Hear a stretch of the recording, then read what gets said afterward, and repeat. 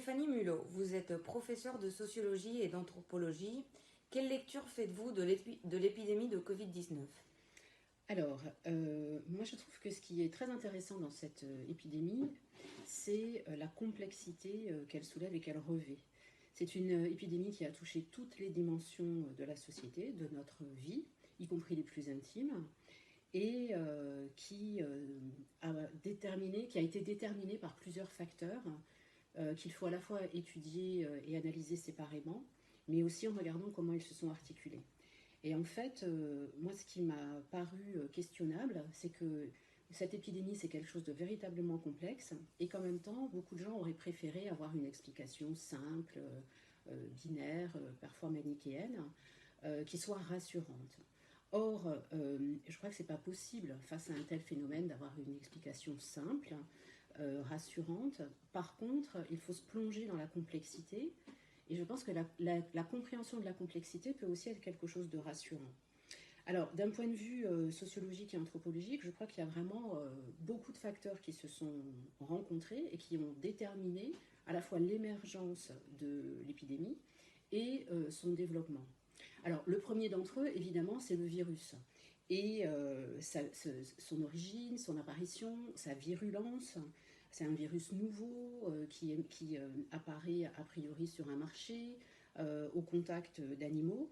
Et ce qui est déjà un élément déterminant, c'est quelle va être sa capacité à se diffuser dans la population humaine, quelle va être sa capacité et sa rapidité à se répliquer, et sa létalité, c'est-à-dire la capacité à tuer. Alors, c'est intéressant parce que celui-ci, il se diffuse par gouttelettes, alors que d'autres virus se diffusent par exemple par le sang, et ça change tout dans la rapidité de diffusion de l'épidémie. Et puis ce virus, il faut interroger la capacité qu'il a eu à nous surprendre. C'était quelque chose de nouveau, c'était quelque chose d'inconnu, c'est en même temps quelque chose, c'est un virus qui a été détecté rapidement, mais pour lequel on n'avait pas de traitement. Et initialement, on avait juste des dispositifs à mettre en place pour tenter d'arrêter sa diffusion. Donc ce virus qui émerge, il génère de l'incertitude. Ça, c'est un point sur lequel je reviendrai, de l'incertitude. Pour certains pays, des réactions dans une totale improvisation, parce que la surprise et l'arrivée a été tellement rapide que les pays n'ont pas pu se préparer, alors que d'autres, au contraire, ont eu le temps de le voir arriver et de se préparer. Et la question temporelle, justement, justifie aussi de s'interroger sur les politiques publiques et la façon dont à la fois les politiques scientifiques, aussi la façon dont les chercheurs et dont les politiques vont réagir à ce virus. En tout cas, ce qui est intéressant de voir, c'est que par exemple certains pays en Asie, comme la Chine, la Corée, Taïwan, avaient déjà eu des expériences d'épidémie de grippe, notamment avec le SRAS, et avaient pu se préparer, alors que les pays européens n'étaient pas préparés et ont dû réagir un peu plus dans l'improvisation. Et puis la rapidité avec laquelle le virus s'est diffusé et la rapidité avec laquelle il a tué, eh bien, ça a généré de la peur, pas seulement de l'incertitude, mais aussi de la peur. Et ça a donné l'impression qu'il était nécessaire d'avoir une riposte extrêmement rapide. Et là, ce qui sera intéressant aussi d'observer, c'est comment les populations ont exigé une riposte et des réponses rapides à cette nouvelle épidémie. Mais est-ce que l'épidémie ne dépend pas aussi des connaissances scientifiques? Alors tout à fait, et ça c'est effectivement un autre facteur.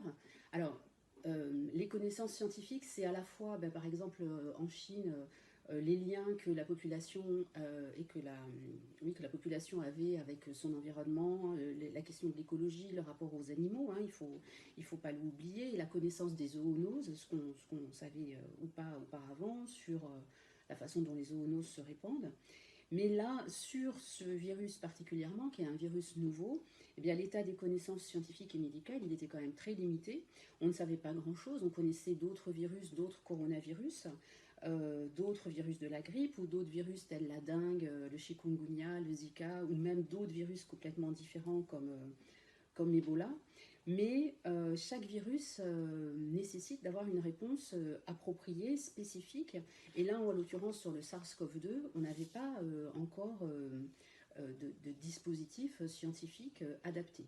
Alors certains ont pensé qu'en regardant ce qui se faisait sur d'autres maladies comme le paludisme, on pouvait avoir une réponse approchée, mais effectivement toute la controverse scientifique a porté sur qu'est-ce qui était le plus approprié pour ce virus-là.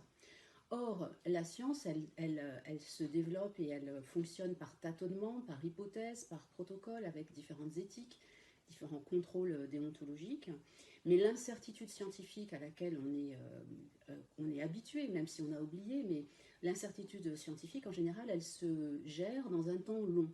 Si on regarde ce qui s'est passé, par exemple, avec l'épidémie de sida ou avec l'émergence d'autres maladies comme le cancer, eh bien, la gestion de l'incertitude scientifique, ça a pris des années. Il a fallu des années pour réussir à trouver des tests de dépistage pour le VIH, par exemple. Encore beaucoup plus d'années pour trouver des traitements, pour les rendre accessibles, des années pour modifier les protocoles de prise en charge. Donc en général, et quand on regarde le cancer, on n'a toujours pas de vaccin. Le sida, on n'a toujours pas de vaccin. Ça fait 40 ans que le sida est là. Donc on est habitué à gérer cette incertitude dans le temps long. Or là, la rapidité de diffusion et de létalité du virus a pris de court un certain nombre de personnes avec l'idée et dans la peur qu'il fallait absolument trouver une réponse immédiate.